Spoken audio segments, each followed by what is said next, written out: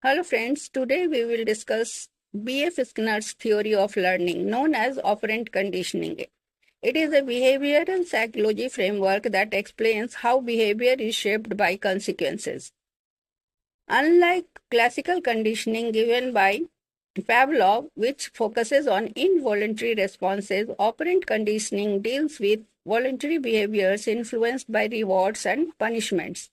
So, core concepts of this theory are first, behavior and consequences. Behavior are learned and maintained based on their consequences. Actions followed by desirable outcomes are more likely to be repeated, while those followed by undesirable outcomes are less likely. Second is key components reinforcement. It strengthens the behavior. Positive reinforcement, adding a pleasant stimulus, for example, giving a child candy for doing homework. Negative reinforcement, removing an unpleasant stimulus, that is, turning off a loud alarm when a task is completed. Punishment weakens a behavior. Positive punishment, adding an unpleasant stimulus, for example, speeding ticket for driving too fast. Negative punishment, removing a pleasant stimulus, for example, taking away screen time for misbehavior.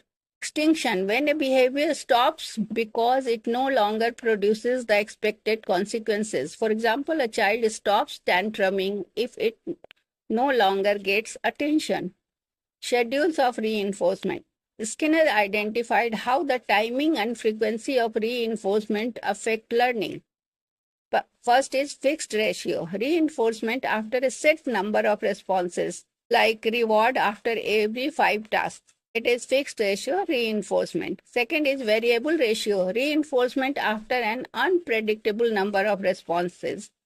For example, slot machines. Then fixed interval, reinforcement after a fixed time period.